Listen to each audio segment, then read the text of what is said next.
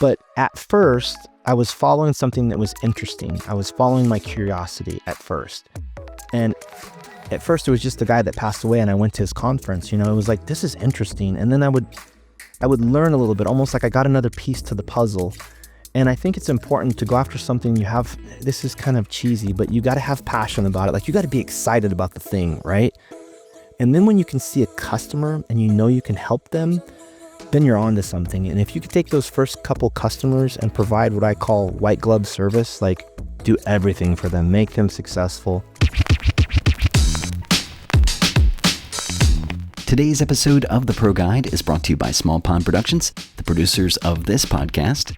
If you're looking to boost your brand's voice with professional end-to-end podcast production, whether it's an interview show or telling stories with audio, we walk you through every step of the process to make you sound great. Head to our website and download the free Podcasting Made Simple guide. 8 critical things you need to know before launching your brand's podcast. It's all available at smallpond.productions. Welcome everybody to this episode of the ProGuide, where we interview thought leaders in business, technology, creativity, and productivity. And joining us today is Travis Rosser, a visionary entrepreneur who co-founded Kajabi. It's a platform I believe in, use every day in our business, and he empowers creators to build thriving online businesses. He's also the author of You Inc. It's a must-read for aspiring entrepreneurs, and also the driving force behind a lot of projects, what we're going to get into, and just a really edge of, I don't want to say edge of the ideation curve kind of thinker, but just even in this conversation before we got started, obliterated some of our intro notes just to talk about what is latest and greatest. And so I know you're going to love this conversation with Travis. Travis, thank you so much for joining us. Excited to have you. Yeah, this is awesome, Andrew. Thank you. I'm excited to dive into all this and share my story and share Kajabi's story. So it's going to be fun. Yeah. Very cool. And yeah, just to get us going, get us started, get us up to speed for folks that, okay, what is a Kajabi? What in the world is that? How does that work? Talk to us a little bit about a little of your origin story, but also just kind of how you came up with the idea itself. Sure. I think the coolest thing when you say the word Kajabi, people are like, what the heck is that? But people that know, they know. And the word Kajabi is actually, it was a game. I used to work at a summer camp up in like Central California in the Sequoias. And there was a game called Kajabi Can, and you should Google it because it's pretty funny. It's like this tug of war game where you're in a circle and you're holding these little ropes between each person and you're pulling each other, and you get out of the game by letting go of the rope or touching the trash can that's in the middle of this game. And it was this funny, violent game. I tried playing it with the Kajabi team one time and someone almost got injured really badly. But so that word Kajabi, I first saw it when I was a kid. And then in 1998, I bought it. So back when domains were expensive, you had to buy 2 years. I think it was $35 each. It was like 70 something bucks every time you bought a domain. So I bought it then, held it forever, forgot about it, And then I was friends with my co-founder, Kenny, for a long time. We were just friends in technology, building software. And then I went to this conference in 2004. And back then, internet marketing was sort of new. Internet had been around for a while. But I would get these emails from this guy named Corey Waddle. And he had a site called Internet Marketing Center. And I'm like, this guy's such a scammer. You can make money from emailing and landing pages and selling things. I'm like, such a scam. And then one day in our local newspaper here in Orange County, the Orange County Register, there's an article about him dying. And it was all about his life. And everything I'd seen over on his website was true. Like, he died racing cars. He had this big house down in San Diego. And I was like, who is this guy? So I went to one of their conferences in 2004. And my mind was exploded by these stories on stage. I met a guy who was teaching you how to play Madden football. And he was selling, like, this is the old school way, DVDs. Like, it was all DVDs back then. Yes. He was making $75,000 a month teaching you how to do something fun. And I was like, oh man, that's cool. And then another guy, Jermaine Griggs, who's a friend to this day, he's in my book, teaching Hear and Play, how to play the piano by ear. So he had hearandplay.com, and he was making a ton of money. And he literally was 19 years old. He grew up in the hood of Long Beach, in the same neighborhood as Warren G and Snoop Dogg. Jermaine's grandma wins a piano on The Price is Right, brings it home, And his mom and his grandma were so good to be like, Jermaine, you get home every day. Just come home every day. And his grandma started teaching him how to play the piano as a little kid. And he took that love and that knowledge and turned it into, he was probably almost making $1 million when I met him at 19 years old. Unbelievable. And so I heard these stories, and it's funny how when you get good ideas, sometimes they're just a seed that gets planted in your heart or your mind, and they grow later. So that's 2004 that I'm hearing these stories. Like I'm seeing like landing pages. I'm learning about how you can do an email opt-in, which is obvious now. I mean, this is 21 years ago. Way ahead of its time. It wasn't common to do this, or it seemed fake and scammy. The scammers were trolling all the time, like they always do on Cutting Edge. They're always there trying to get that easy money.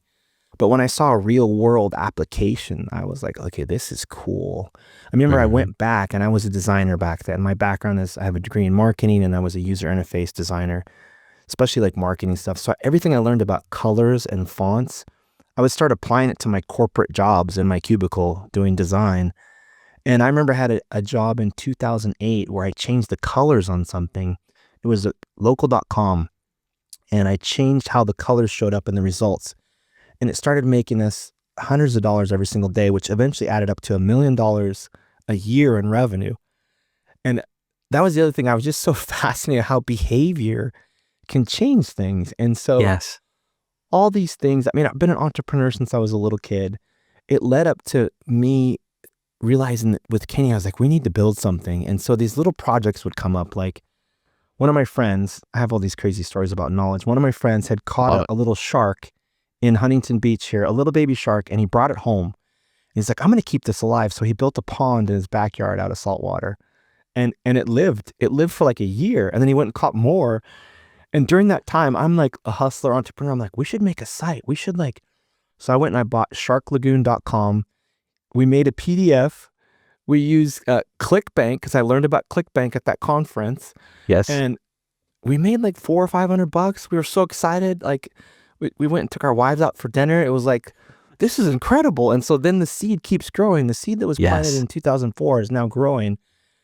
And then Kenny, my co-founder, he had invented this thing. It was like, we called it a kid's car wash out of PVC pipes and sprinklers. And you could run your bikes through it and it would wash your bikes. And we're like, let's sell these things. And then we're like, because it's funny, I'm a very smart entrepreneur, but I consider myself pretty lazy. Like I get burnt out quick. So I gotta pick things that are quick. And so both of us are like, we don't want to ship these things. We're like, what if we just shoot videos? So we added videos to the idea now. First it was PDFs. Now let's do this where we can teach people how to build this car wash. So we bought crazyspray.com, put it on ClickBank, made some money.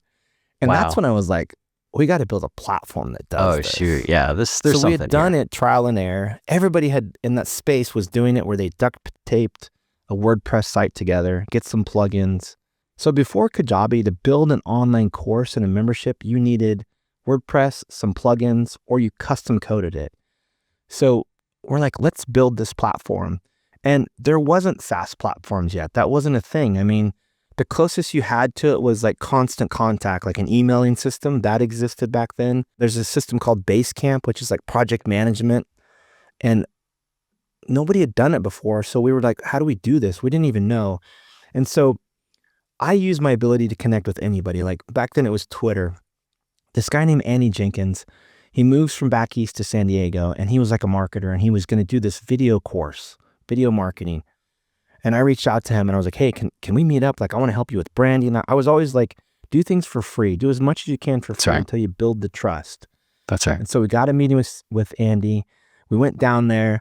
I pitched the whole idea. Like, here's what we're going to build. He's like, nah, just build it on WordPress. You guys are great. Let's build. I'm like, no, we want to build a system that anybody. He's like, okay, go ahead, do that. And so Andy was the first customer, and we built his site first. He launched. It was crazy successful. He made like $2 million. And then he told everybody he knew in his friend group. And we just kept growing and growing and growing. But that's kind of the long version of how the idea got started. There's so much more to it, but let me pause there for a sec.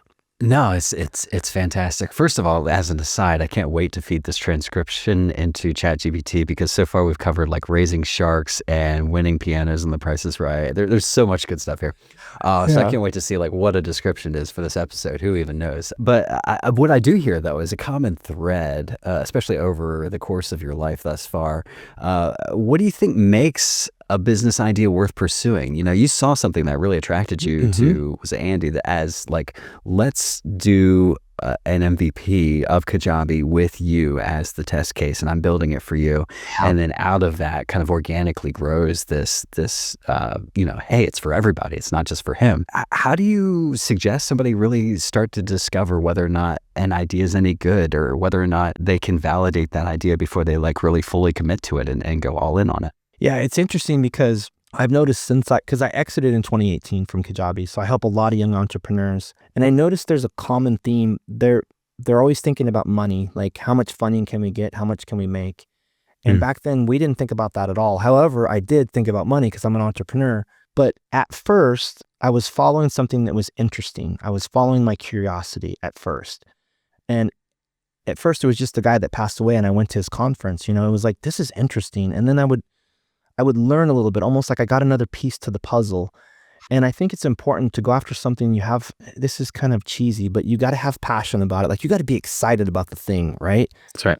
And then when you can see a customer and you know you can help them, then you're on to something. And if you could take those first couple customers and provide what I call white glove service, like do everything for them, make them successful, that's when you're on to a really good idea. That's when you have the idea.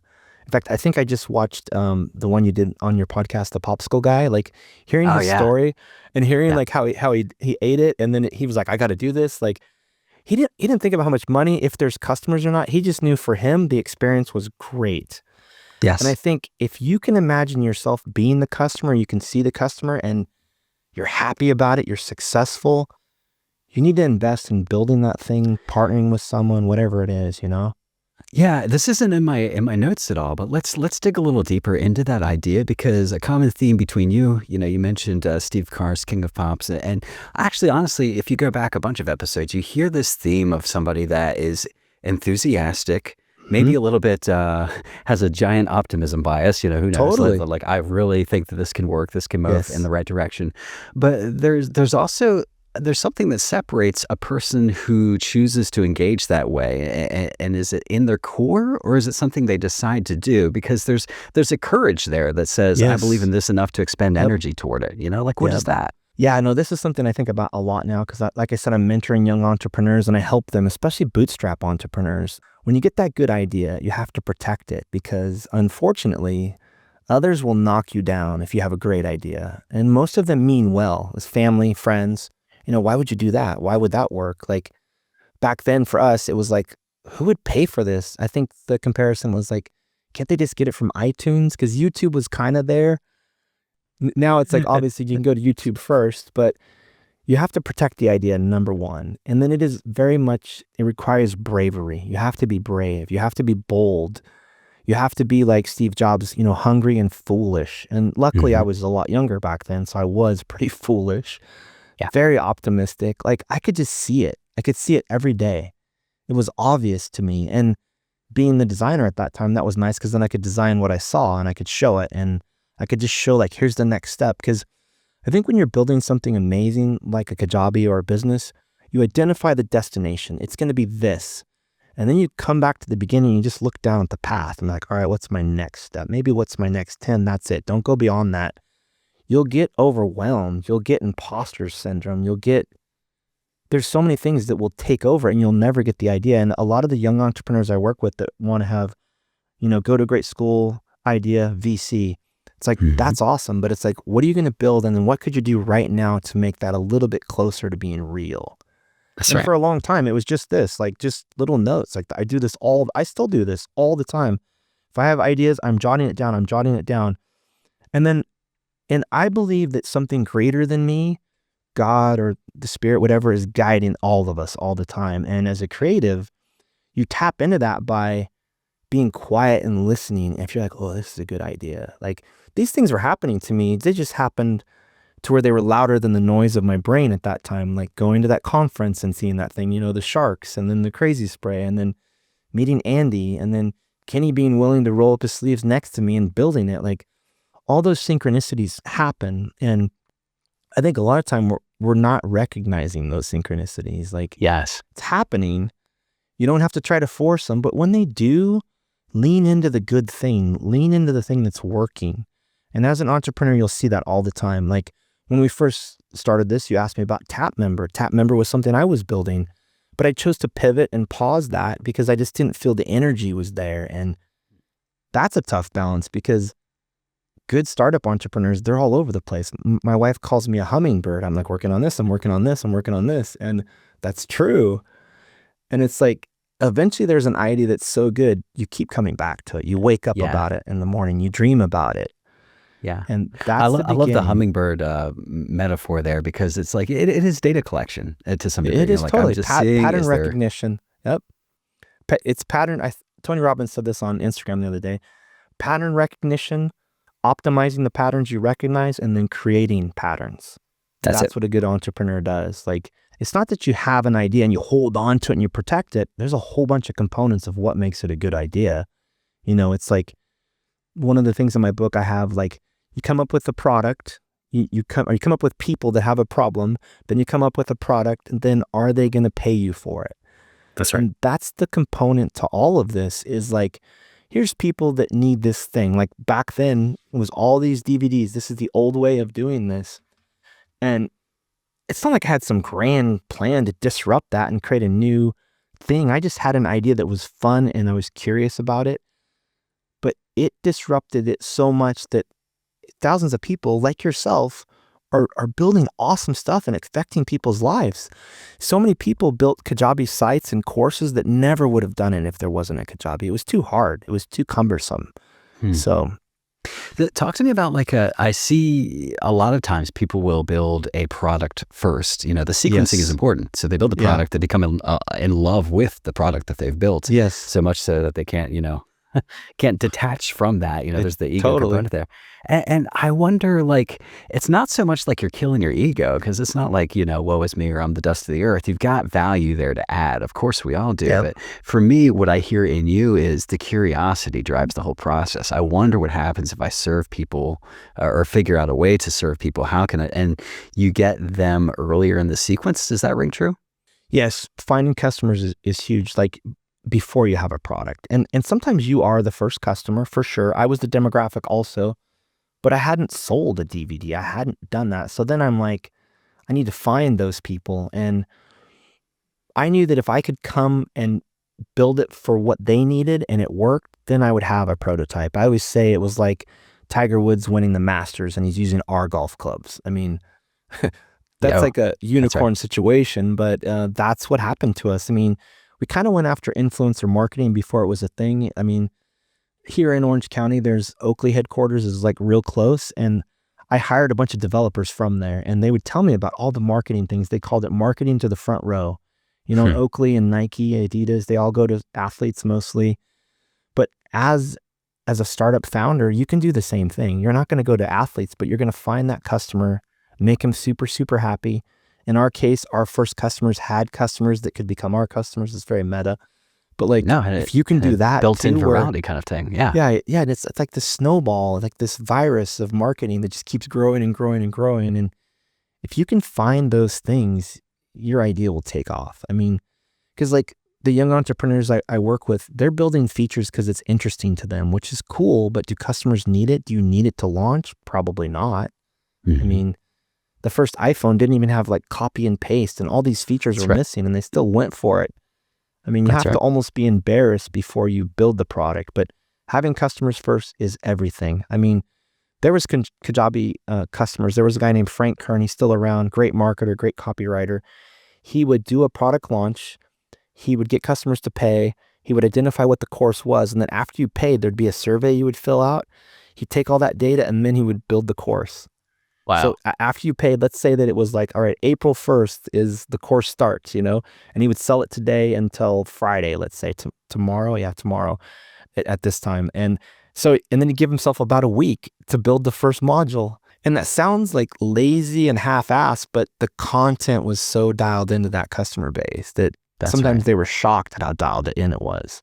And you're speaking to exactly to the people that are there listening and not to anybody else. It's Right. so, yeah, that's it. That cohort, that group is getting the information they requested, which is such a crazy way. And I think AI is going to do a lot of this for us in the future, where it's going to be a knowledge rocket ship. Kajabi was like an airplane. This is Yeah. going to be another level. Well, So, you said the magic words too. I definitely want to pivot in that direction. For AI, we were talking before this conversation as well, just about some of the things that you're involved in.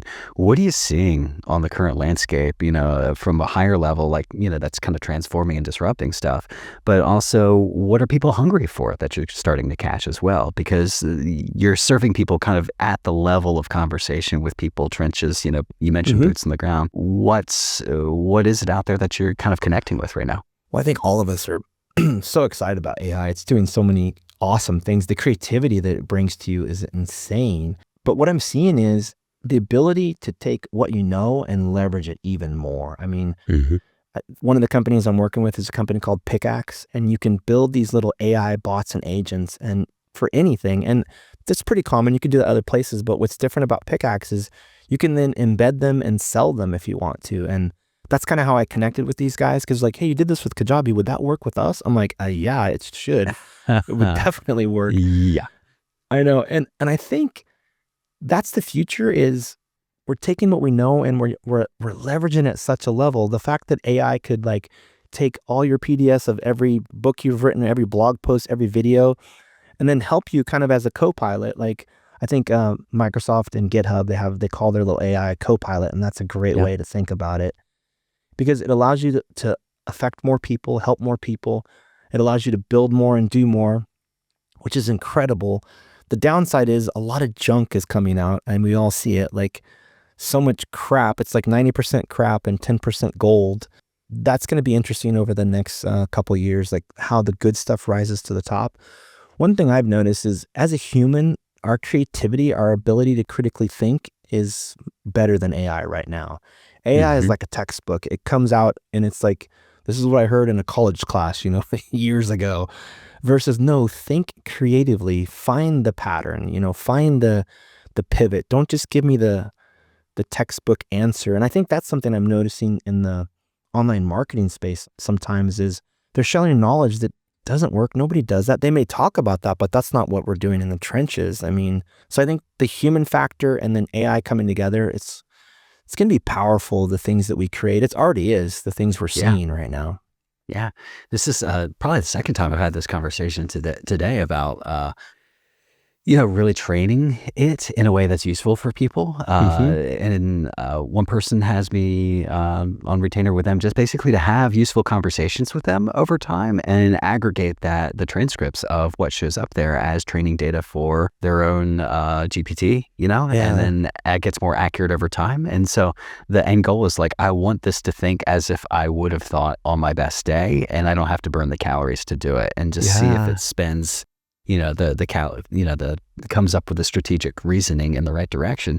And it's not, it's not 100%, but it's like, hey, it's 60% there. It's Yeah. Yeah. 65% there. We're like, this is the worst it's ever going to be. Give us a year, man. Like that's incredible, incredible stuff. So I'm pretty bullish on the whole thing. But in terms of what it can allow you to do, or a small empowered group of people do, I mean, that really, it feels like the beginning of the internet, where there's the Wild Totally. West and there's Napster, there's BitTorrent, like there's like Totally. so little regulation on all of this.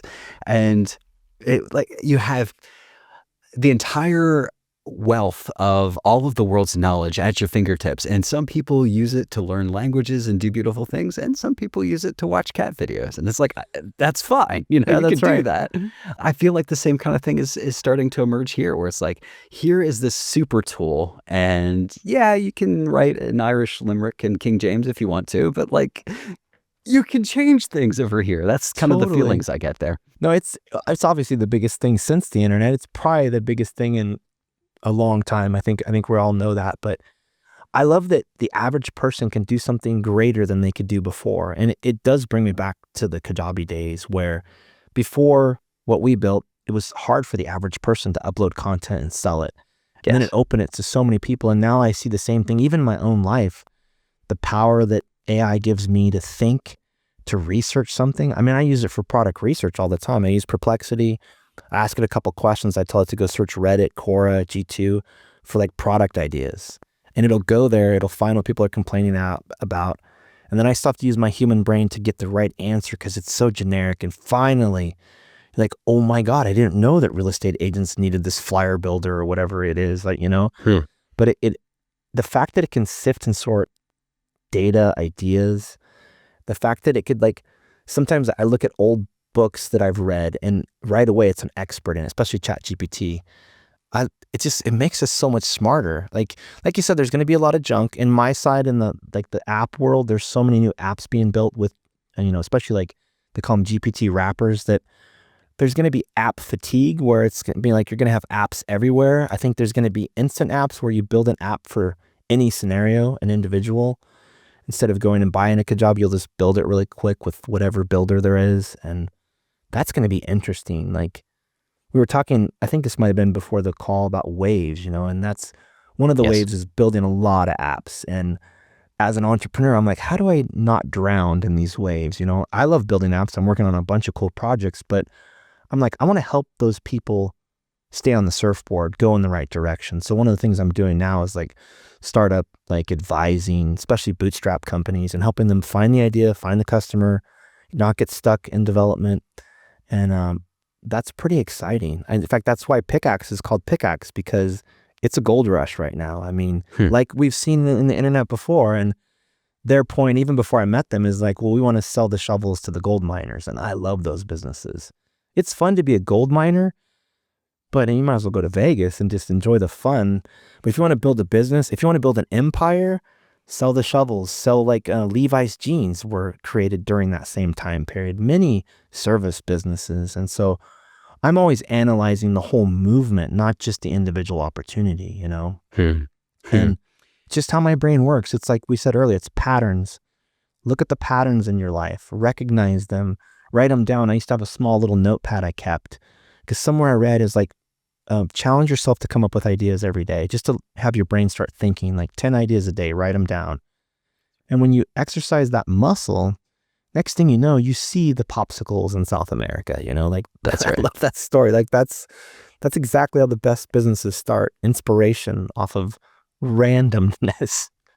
It is. It is. The Bob Ross style happy accidents. There's this belief that I'm moving in the right direction, and if I follow that curiosity, it might be like you mentioned, a puzzle piece that leads me to that something great or whatever that thing happens to be. If you had, let's maybe end with one more question about if you had to advise somebody, you're kind of moving in the advisement direction about, because you do have a wealth of experience behind you that is valuable, that is kind of locked away in your head and your unique experience and everything. But if you had to advise somebody in the direction of, hey, I want to be the person that does sell the Levi's jeans, that does sell the shovels to the Gold Rush people, and I don't want to be the person that creates the 47th flashlight app when the iPhone gets out, or the beer drinking, or whatever. But Yeah. but I want to be the high value person that really does make some sort of a transformative difference there. What would you suggest somebody pay attention to, look at, and kind of point their focus in the direction of? Yeah, I think first it's about mindset. It's about don't chase. You're not chasing after these waves or these miners. You're really observing. And so you need to have what I call thinking time. During the block of your day, you got meetings, you got work, you got stuff to do. Set aside at least an hour of just thinking time and grab yourself a notepad and just think about what you observe. What do you see? What's exciting to you? Because who knows? You might be interested in something that's so unique that no one else is like doing that. I mean, we saw that at Kajabi. There were so many awesome topics like a horse ballet, how to play the Irish drum, calligraphy. And there's a lot of unique things that are happening as these waves go through. Something else is study history. This is not the first time we've had a huge shift. I mean, it happened with the internet. It's happened with the Industrial Revolution. Like a friend of mine was saying the other day, one of the biggest industries to be affected by the Industrial Revolution, especially after cars were created, is the horse industry. Like the entire horse industry changed versus horses being everywhere in farming, transportation, everything. So you got to think, what is changing? What is going away? What is missing? And the internet's had the same thing where as it grew, it got bigger and bigger, and there was little things that changed in technology. Maybe because of your expertise, if you're an accountant, you're an artist, you're a teacher, you might see something if you start paying attention. I spent a lot of time on watching YouTube on AI stuff, and then I go try whatever they're talking about. Like, get in the game, like test things out. At a minimum, install ChatGPT on your phone. Do the free account if you want. I love talking to him. I call him him. Like, I've got emotional talking to my ChatGPT because I've got it so dialed in. It knows me. It knows about my sons, my marriage. I can talk to it, and it's like, oh, here's what you should do, or oh, that's awesome. Yeah. Yeah, I'll So go ahead and raise my incredible. hand saying, like, I've gotten real life business strategy advice, saying, here's Totally. what I've got on my plate for the day. Here's what I'm thinking about, help me to Yep. prioritize this. Is there anything I'm missing? What am I not seeing? Like asking Yeah. those styles of questions. Travis, I love this conversation. And honestly, we could probably roll for a good decent amount of time here. But if anybody is thinking to themselves, I want to head in that direction. I want to at least get the advantages that can offer me. But as of this point, you know what? I think I'm more comfortable dealing with a human being than I am with, all the wave of AI stuff. They're thinking I don't have time for that. But I really do want a human creative co-pilot in my corner. How can folks be in your orbit, connect with you, find out more about what you're up to, or, maybe even partner with you in some way? I'm pretty active on LinkedIn. It's kind of an odd place to be, but I kind of like it because I've met a lot of founders through there. So if you message me through LinkedIn, I usually reply. I think that's how we met, was through LinkedIn. 100%. I am on Instagram and stuff like that, but I'm not as active as I should be. I become kind of a hermit in my cave here, working on projects. But yeah, I think just reach out through LinkedIn. If you're not trying to sell something to me, I'll reply usually. I don't reply to all the random sales things. It's strange. LinkedIn won't let you opt out of a sales. I don't understand it, but You just got to take it. That's part right. of their business model, But yeah, reach out, especially if you're an entrepreneur. I love inspiring entrepreneurs. I've had so many great calls where I can help them pivot and help them see something that they haven't seen, because sometimes it's all perspective. It might be right in front of you, and you just take a step back and you're like, oh my God, if I just connect with that person, then we're off. So That's it. exciting time to be an entrepreneur right now, 100%. So many good Dude, things. I love it. I love this conversation. Thanks again. Thank you for spending this time with us. Do not take that lightly, and super grateful for it. I'm glad I was on. This is a lot of fun. And our thanks to all of you for listening. If you're looking for a quick way to make our day, a review in iTunes or subscribing to this podcast would mean the world to us. Our thanks to Small Pond Productions for sponsoring. And this was the ProGuide. Learn from leaders, change your life. See you, everybody.